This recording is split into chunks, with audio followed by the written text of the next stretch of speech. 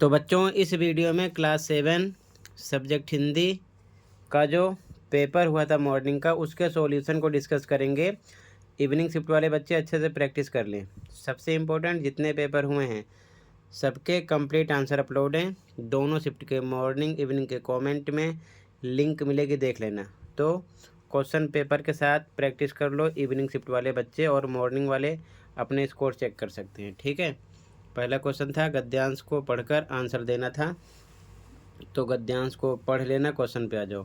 पहला क्वेश्चन, गद्यांश के अनुसार दुनिया का पुराना हाल मालूम करने का असली तरीका हो सकता है, क्या हो सकता है?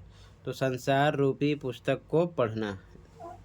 घ ऑप्शन राइट था फर्स्ट में। ठीक है, आगे देखो ध्यान से, इसी प्रकार देखते जाओ। सेकंड है, एक छोटे से रोड़े को संसार की पुस्तक का छोटा सा पृष्ठ क्यों कहा गया है? ठीक है, तो यहाँ पर आंसर गा हो जाएगा, वह किसी नए ज्ञान तक पहुँचा सकता है। अगला सेकंड क्वेश्चन काव्यांश था। काव्यांश को आप अच्छे से पढ़ लेना।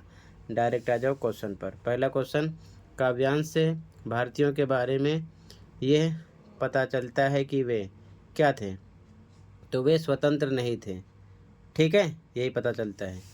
अगला, काव्यांश में फिरंगी किसे कहा गया है? तो अंग्रेज़ों को। ठीक है, ख ऑप्शन राइट है। क्लियर है। इसके बाद में यहाँ पर अगला क्वेश्चन व्याकरणिक प्रश्न था। पहला, दिए गए प्रश्नों में निजवाचक सर्वनाम पहचानिए। तो अपने आप। इसी प्रकार सर्वनाम के भेद, विशेषण के भेद, संज्ञा के भेद अच्छे से पढ़ लेना। किसी न किसी तरीके से क्वेश्चन किया जाएगा इवनिंग शिफ्ट वाले बच्चों से। ठीक है, ध्यान रखना। आगे देखो, अगला है सेकंड, मेरी प्यारी बिल्ली खो गई। वाक्य में गुणवाचक विशेषण है, तो प्यारी। ठीक है, विशेषण की पहचान, डेफिनेशन और प्रकार उदाहरण के साथ पढ़ लेना। ठीक है। अगला, 9 2 11 होना मुहावरे का अर्थ है। तो क्या अर्थ है यहाँ पर? किसी स्थान से भाग जाना। ठीक है, बाकी तीनों गलत हैं, घ ऑप्शन हो जाएगा। अगला, आवश्यकता शब्द में प्रत्यय। प्रत्यय, पा से प्रत्यय और पा से पीछे ध्यान रखना, प्रत्यय हमेशा पीछे आता है, तो ता आ गया, का ऑप्शन हो जाएगा। ठीक है, उपसर्ग आगे आता है, ध्यान रखना। फिर आगे गद्यांश है, गद्यांश को पढ़ लेना। डायरेक्ट आ जाओ क्वेश्चन पर। ठीक है, इसी गद्यांश में से आंसर देने हैं, तो गद्यांश को अच्छे से पढ़ लेना। ठीक है, सीधा आ जाओ क्वेश्चन पर। अगला क्वेश्चन फर्स्ट इसका, गद्यांश के अनुसार पिछले 10-15 सालों में खान पान की संस्कृति पर क्या प्रभाव पड़ा है? तो का ऑप्शन राइट है, खान पान की संस्कृति फैलती जा रही है। ठीक है, क्लियर है। अगला, ढाबा संस्कृति कहाँ से शुरू हुई? तो उत्तर भारत से। पैरा को पढ़ लेना, पैरा में आपके समझ में आएगा। ठीक है, उत्तर भारत से। अगला, गद्यांश के अनुसार फास्ट फूड यानी कि तुरंत भोजन का चलन कहाँ बढ़ा है? तो शहरी क्षेत्रों में, सिटी एरिया में ही ज़्यादा बढ़ गया है। ठीक है।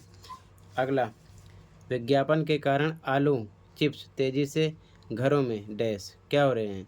लोकप्रिय होते जा रहे हैं। ठीक है, क्लियर है, घ ऑप्शन हो जाएगा यहाँ पर।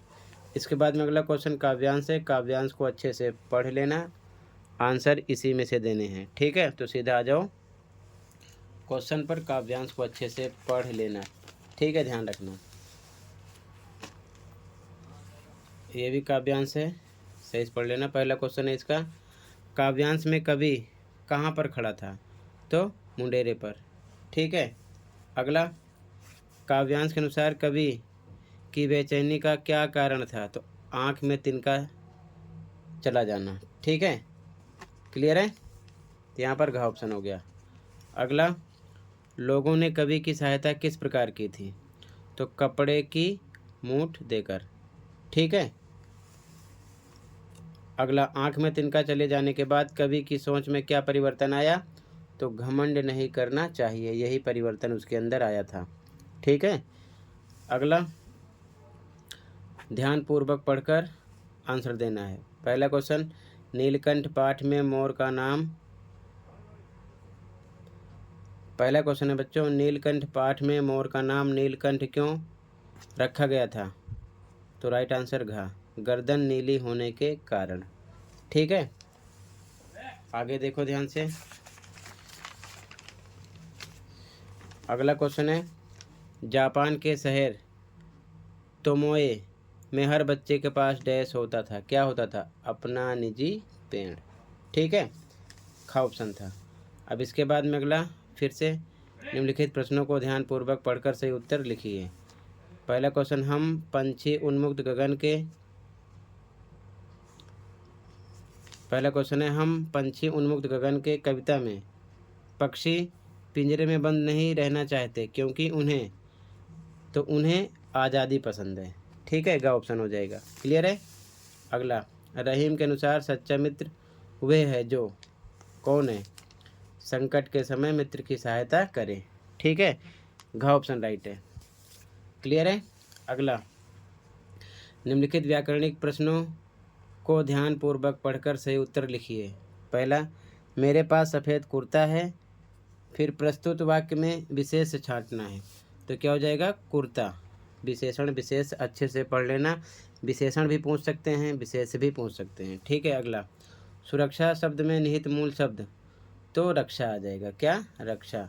ठीक है। अगला, लंबा शब्द का भाववाचक संज्ञा लिखिए, तो क्या हो जाएगा? लंबाई। अगला, दंड शब्द का विलोम शब्द लिखिए, तो दंड का मतलब होगा उपहार या फिर पुरस्कार। ठीक है ना, ये इसका आंसर हो जाएगा। क्लियर है। आगे देखो, तैयार करते चलो, बताना।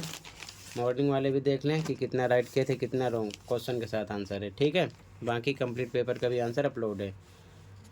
अब अगला क्वेश्चन 9, निम्नलिखित प्रश्नों को ध्यानपूर्वक पढ़कर सही उत्तर लिखिए। पहला, एक तिनका कविता में कवि को घमंड न करने की चेतावनी किसने दी थी? किसने दी थी बताओ? समझ ने। ठीक है ना, किसने? समझ ने। अगला, कठपुतली गुस्से में क्यों उबल पड़ी? सोच कर लिखिए। तो वह बंधन से परेशान थी, इसीलिए वह बंधन से परेशान थी। ठीक है। अगला, रहीम के अनुसार सज्जन व्यक्ति धन का संचय किसके लिए करता है? तो दूसरों की भलाई के लिए वो धन का संचय करता है। ठीक है। अगला, हम पंछी उन्मुक्त गगन के कविता में पक्षी को किस स्थान का जल पीना पसंद है? तो नदी झरनों का। ठीक है, नदी झरनों का। अगला क्वेश्चन 10वां, निम्नलिखित प्रश्नों को ध्यानपूर्वक पढ़कर सही उत्तर लिखिए। पहला, नीलकंठ पाठ में बड़े मियाँ के भाषण की तुलना किससे की गई है? बताओ किससे की गई है? तूफान मेल से। किससे? तूफान मेल से। अगला, किसी एक दक्षिण भारतीय भोजन का नाम लिखिए। दक्षिण एरिया में, जो भारत का दक्षिण एरिया है, वहाँ पर कोई एक भोजन आपको बताना है। ठीक है, तो इसका आंसर, तो यहाँ पर आपको ये नहीं लिखना था। ठीक है, ये आंसर नहीं है, कुछ भी आप लिख सकते थे, जैसे कि चावल,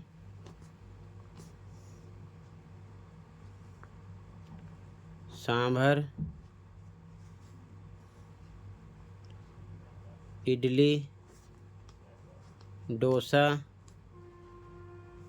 कुछ भी आप लिख सकते थे। ठीक है, ये चीज़ ध्यान में रखना। अगला क्वेश्चन, लेटर बॉक्स को सभी लाल ताऊ कहकर क्यों पुकारते थे?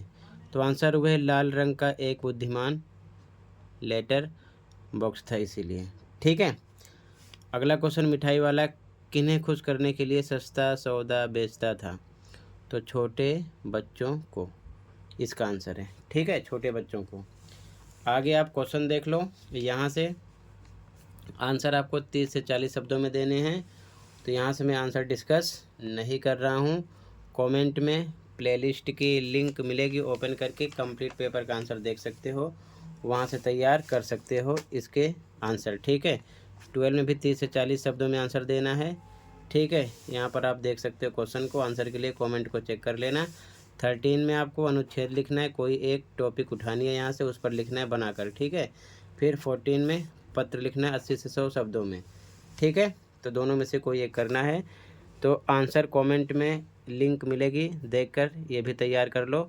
ठीक है, इतना ही था इस वीडियो में। मिलते हैं अगली वीडियो में। कहीं पर कोई डाउट है कमेंट कर सकते हो। Thank you for watching.